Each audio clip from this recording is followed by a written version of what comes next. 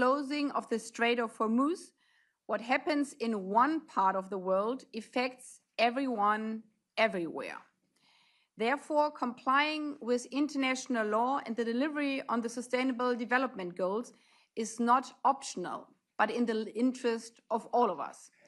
The Charter of the United Nations is our common life insurance.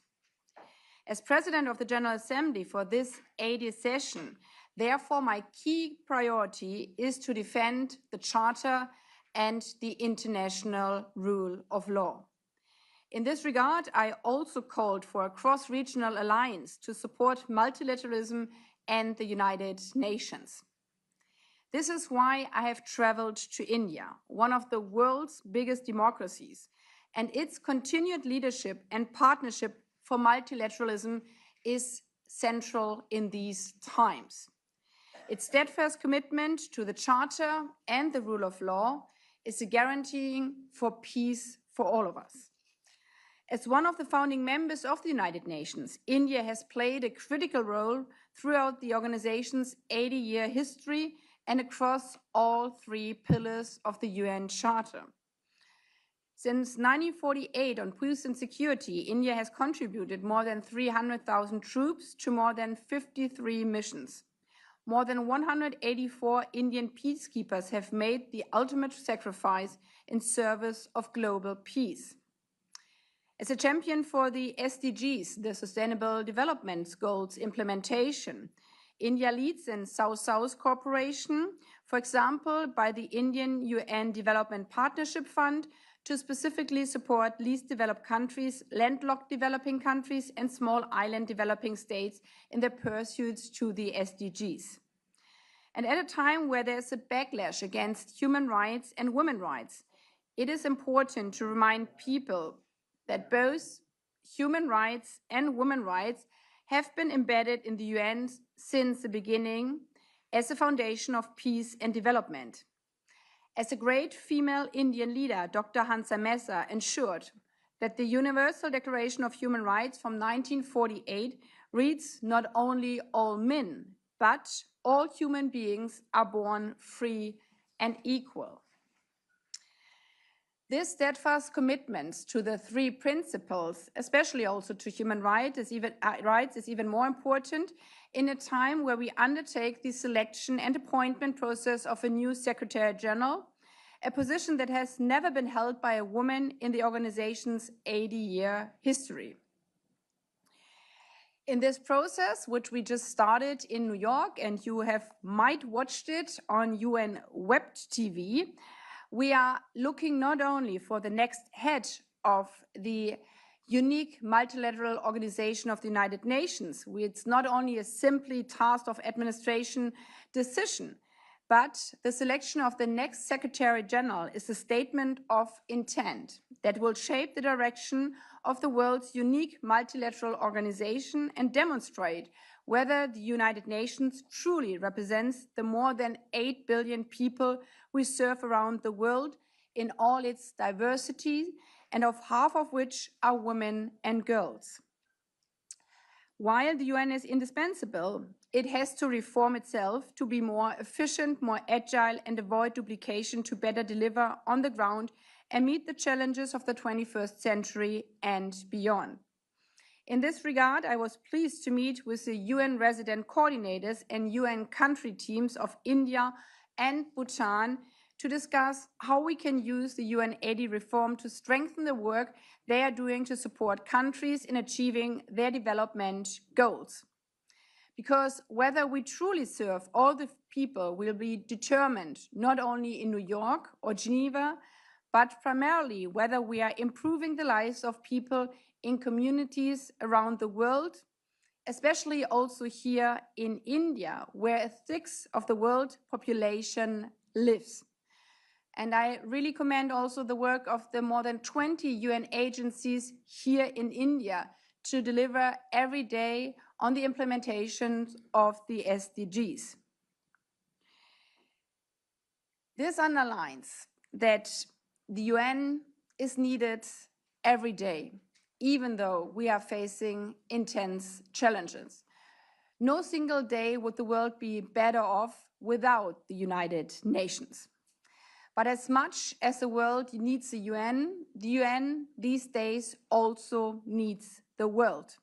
It needs governments, it needs civil societies, it needs young people and citizens from all walks of life to defend this unique multilateral organization, to defend the house of humanity, peace, and dialogue.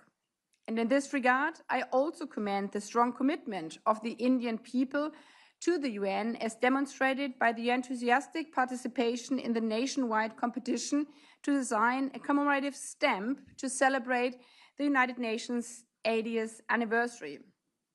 As I learned when I was presented with this beautiful stamp depicting UN peacekeepers and the peace staff, nearly 750,000 students from around the country submitted proposals that showcased not only their artistic talent and their commitment to the UN, peace, development, and multilateral cooperation, but also the spirit of India's great founder Gandhi, be the change you wish to see in the world, or as we framed it for the 80th session of the United Nations, better together. This is what we all strive for. In this regard, I thank India, I thank the government of India for their hospitality of the visit of the President of the General Assembly visit, and I'm also thanking you for joining this press statement today. Thank you. Wonderful, thanks so much. So we'll take groups of questions, and if you could please say your name and the organization that you're with, and then we will take a group. So I saw your hand, and the gentleman here, your hand, and then your hand, and then we'll get to a few. Let's take those three first, and then we'll get to a few on this side. Yes, ma'am, and then you, sir, and then you. Hi, good afternoon. This is Yeshi Seli from Business India.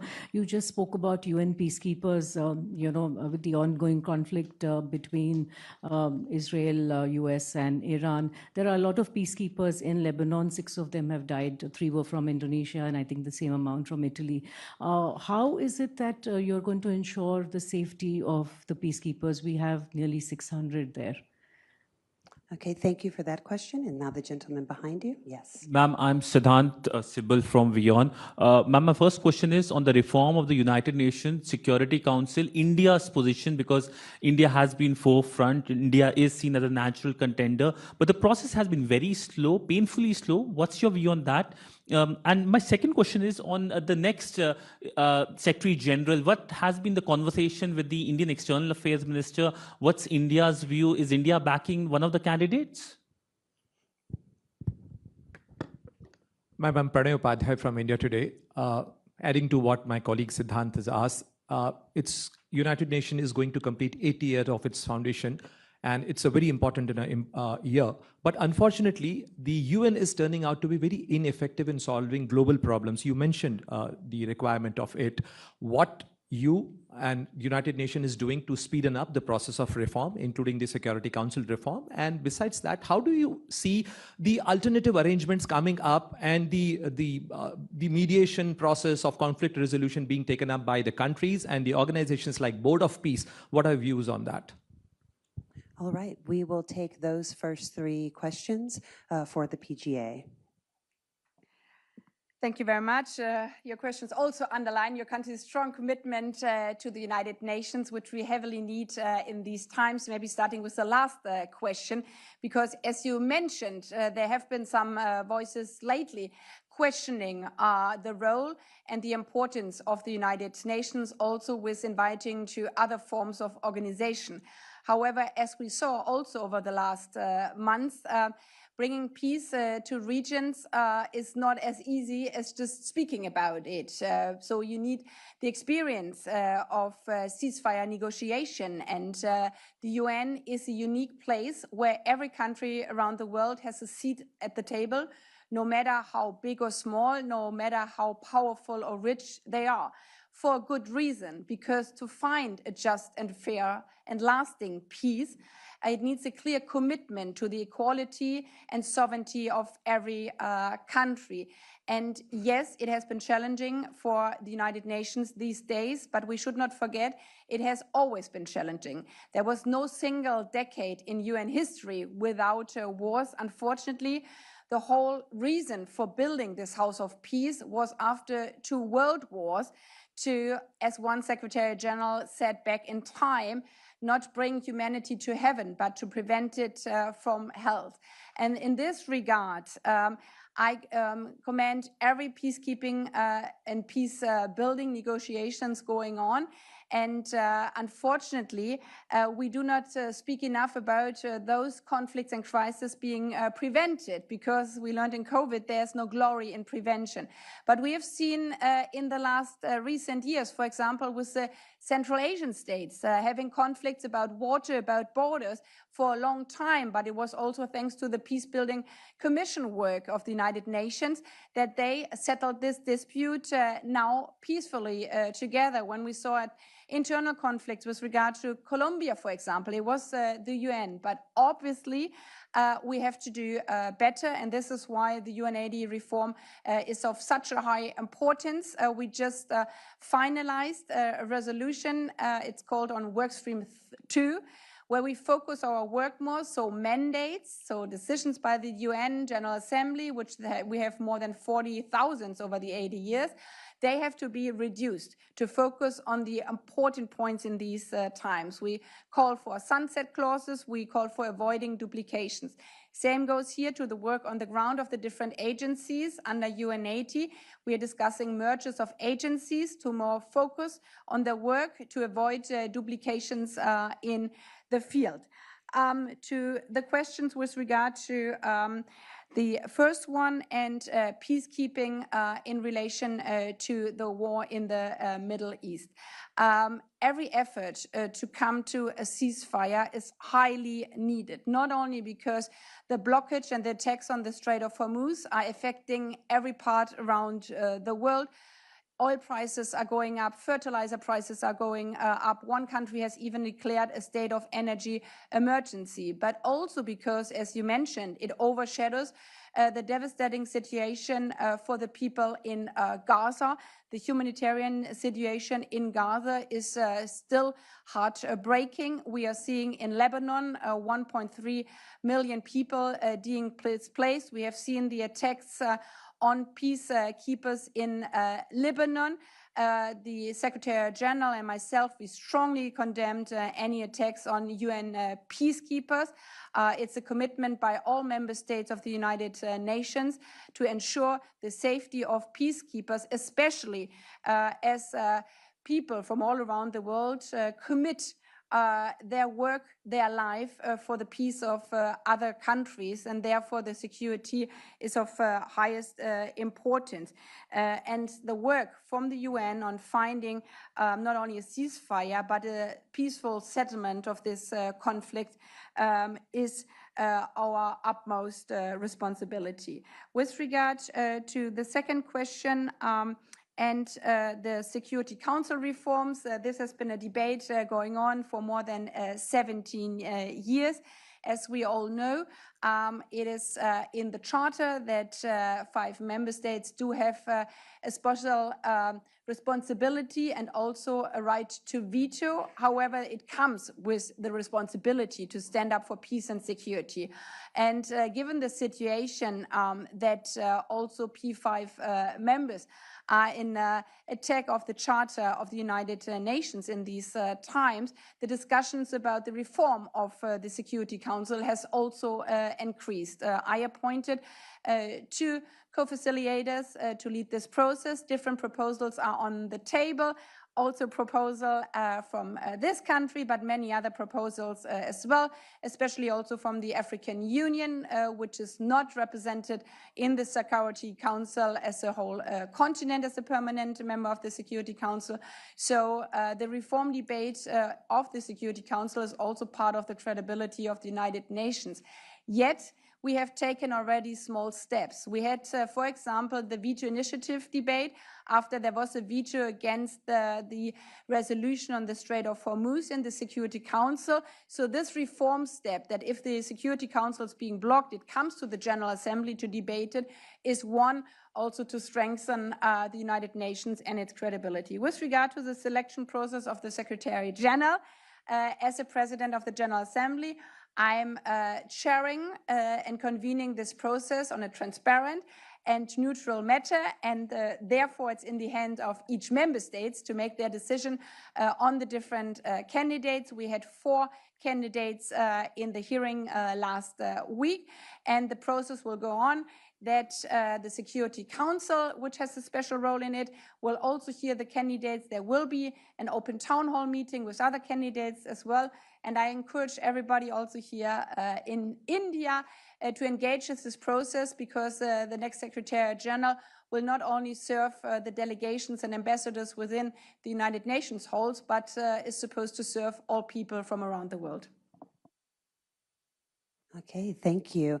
Since we took some questions from this side, I'm going to go to this side next. And I see the gentleman in the back with the watch on. You had your hand raised. And then the gentleman here in the white shirt. And then...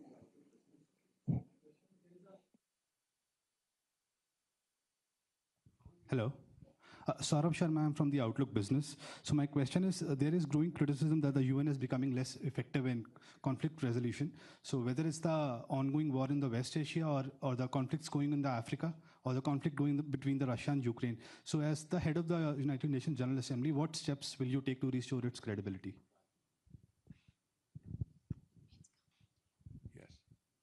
Ma'am, thank you for the opportunity. First of all, you've heard of the Board of Peace. What do you make of it? How effective will it be in your view?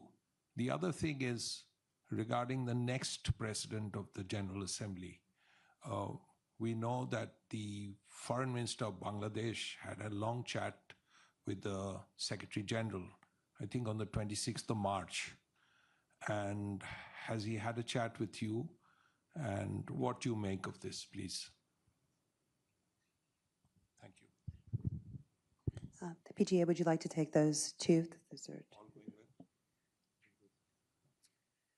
Maybe on the last question for the Secretary General or the President of the General Assembly, because my term ends in September, and there are current candidates from Bangladesh and also Cyprus, as I've met both of them. But again, it lies in the hands of the member states to take the decision on the upcoming President of the General Assembly. With regard to the Board of Peace, I touched it already before to the question. Member states are open and free to organize them in different groups. So we had the meeting, I had the pleasure to join it in my previous role here with G20. There's an upcoming BRICS meeting in your country. In other regions, they have many, many other regional organizations or also international organizations. But there's a reason why for international peace and security, there is one organization called United Nations to be responsible for peace and security, because every country, no matter how big or small, how powerful or rich, has a seat at the table, because you will not find just peace for anybody in the world if you have to pay a fee to join it, or if you negotiate how much power you have. The equality between countries, and thereby the equality between all people around the world, is based on the Charter of the United Nations and the Universal Declaration of Human Rights. And the UN is a unique place where all these delegations are coming together. Also, I would like to add, with regulations, for example, of diplomatic immunity, also with regulation on visa regulations for host countries. Unfortunately, these days, not everybody is complying to it. But if you want to find in a situation of crisis and conflicts also places for negotiation It needs a neutral and objective place, and this is, as I said, for a good reason, the United Nations. And I think everybody could also see in the last weeks and months that something, maybe also in the social media time, which is said so easily. Yeah, we just strive for something and we just tell there should be peace and then there's peace, that it's obviously not so easy. It takes sometimes years. This is also the experience of the United Nations, that you have to have a very, very long call for peace, and you have to endure also the dark hours when you don't see the light at the end of the tunnel. And again, this is exactly the role of the United Nations, to never give up, but always strive not only for peace, but also justice and accountability after a ceasefire happened or peace negotiations happened. And this comes also to the first question from Outlook Business. Yes, you're totally right that in the given time, we have challenges with regard to finding peace and also ceasefires in conflict and crisis situation.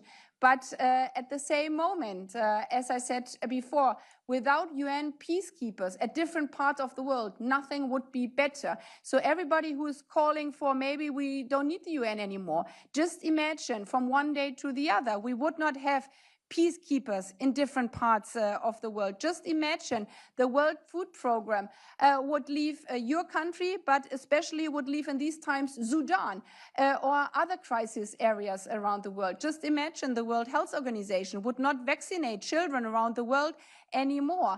Then half of the world's population under 18 would not have any vaccination shot. And even for the most developed industrialized country, I think nobody would dare to even enter in an airplane, because also the safety of aviation is regulated by a sub-body of the United Nations. So this is why, besides all the shortcomings we are obviously facing also with regard to the work of the UN, no single day would we be better off. On the other hand, as the UN is so strongly under pressure, we have to do better. And this is why we have to reform on the different agencies. This means looking where do we find duplication, and we do find duplication.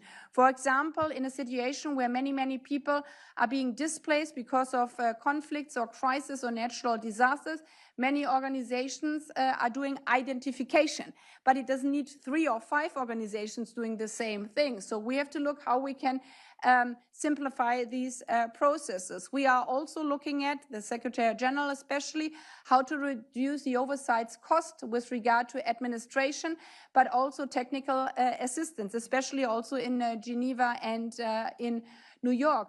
In a digitalized time, we don't have to have hard copies of all the printed materials anymore. So we can be way more efficient in using modern technologies with regard to costs of conferences. However, again, if we want to serve all people, we have, for example, 6 official UN languages. And this really depends also on human skills and not only on artificial intelligence to do translation. So we should not allow those who want to weaken the UN to weaponize the overdue reform process, but I call on member states especially and governments who believe in the United Nations to come up with supportive reform proposals to make this institution stronger and fit for the future and up to the challenges of the 21st century. Excuse me. This lady in the pink had a question, had her hand up, and this gentleman and this lady here. So if we could take that round. I'm sorry. Okay. Yes. No, I'm so sorry. She had her hand up, so let's give the mic to her. Ma'am, Mike, I have 2 questions, both on the subject of the presidency, the next president of the UNGA. Could you introduce yourself and your Yes, I'm Shikha Salaria from the Sunday Guardian and NewsX. My first question is about the withdrawal of the candidacy of Palestine. The Palestinian ambassador to India has made comments that in the past there has been pressure on the Palestine to withdraw from such high-profile candidacies. So what do you have to say to that? Number 2, ma'am, ma'am, there have been 86 academicians, legal professionals, and politicians who have written to member states against the candidacy of the Foreign Minister of Bangladesh, Mr. Khalilur Rahman, and they say that he represents a civilian government which has systematically targeted a section of the population. What are your thoughts about that? Thank you.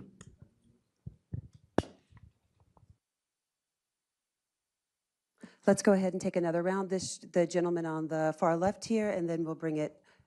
Kalol from The Hindu. What is your opinion about targeting of presidents by the United States? Presidents and head of government. I'm referring to Nicolas Maduro especially.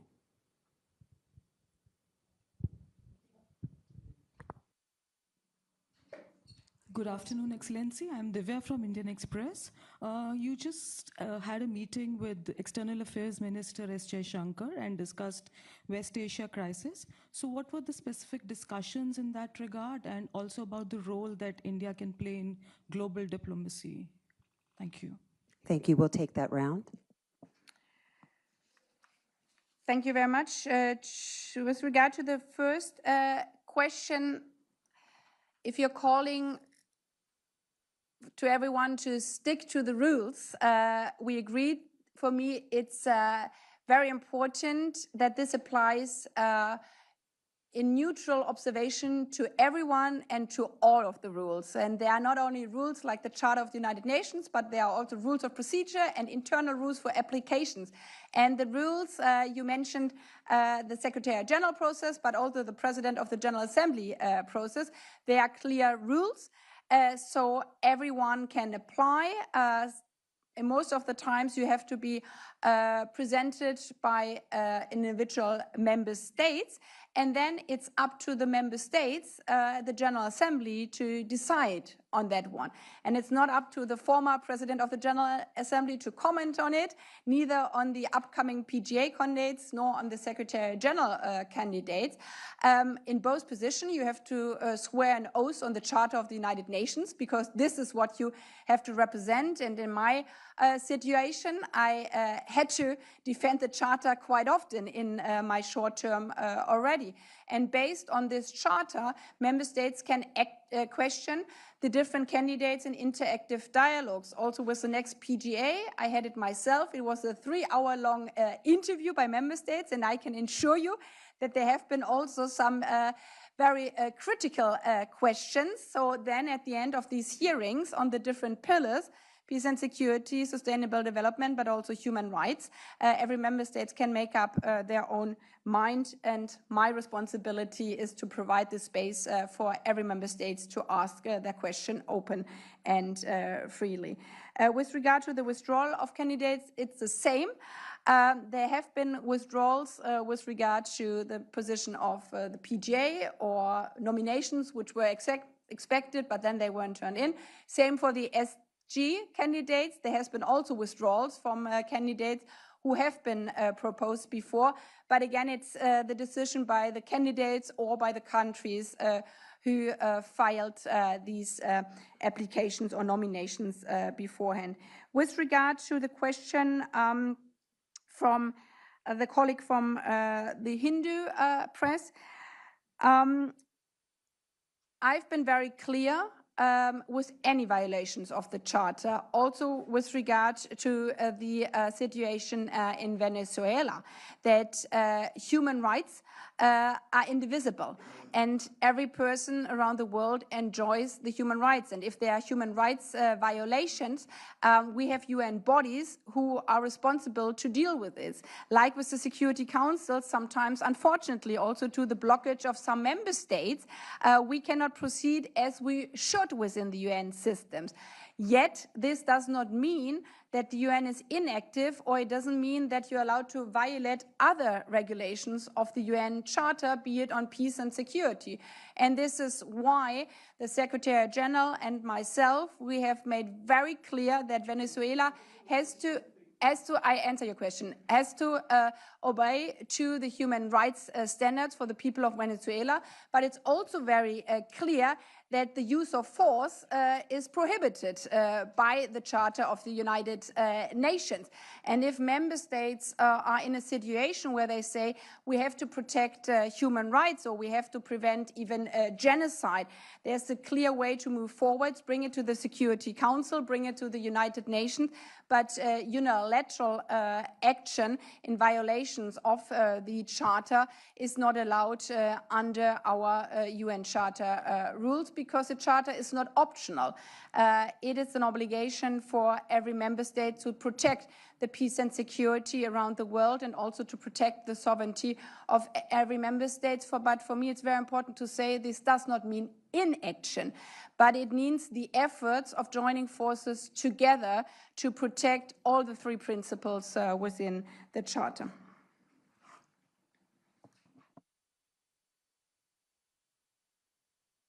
Oh, I'm sorry.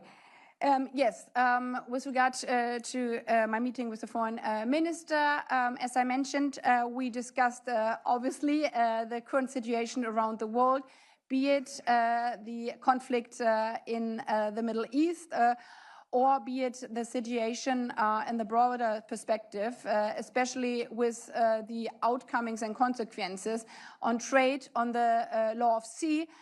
This is a strong question also for UNCLOS, as we have seen it also in the Black Sea before, if we have seen it in the Strait of Hormuz. But if we accept also for the law of sea that this is being violated unilaterally, then trade around the world will almost be impossible. But we have discussed also intensively on UNAID reform. As I said, India being the biggest country in the world, the results of the UNAID reform by implementing on the SDG will have a strong effect on this country, and India is, with its active support of the SDGs also in other countries, a key driver also for the progress for others. And this discussion around the Secretary General process obviously has been also part of our discussion. As always, time is way too short, I guess also for this press conference. We're drawing close. We have two more questions, and it was this gentleman here and this gentleman here, and that's all we'll have time for today. So the last two questions, please.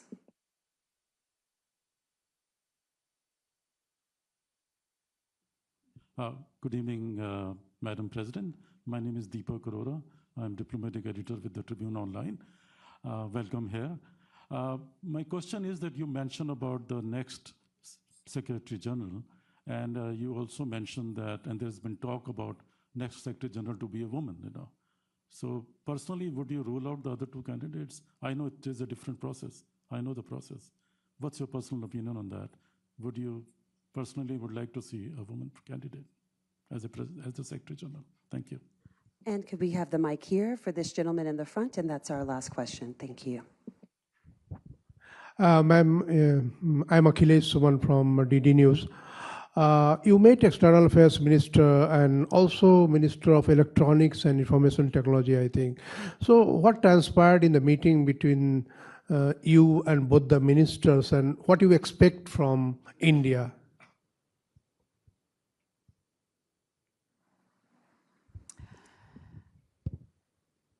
Maybe starting with the second question, not only with regard to the size of your country, but also with regard to the modern technologies.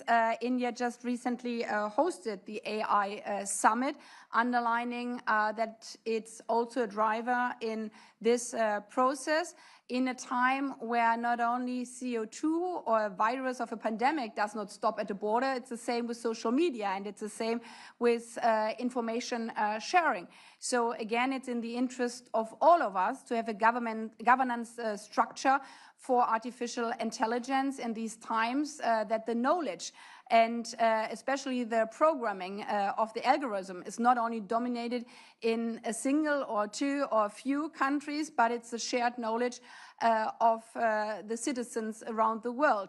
Not only with regard to knowledge, not only with regard to information sharing, but also with regard to protection. I guess all of you are having children, teenager children or grandchildren or friends of them, seeing online how this wonderful technology can be misused, also being and especially targeted against women and girls. If we look at deep fakes, for example, 96% of sexual related content is targeting women. So these systems are set up to disgrace or attack women and girls.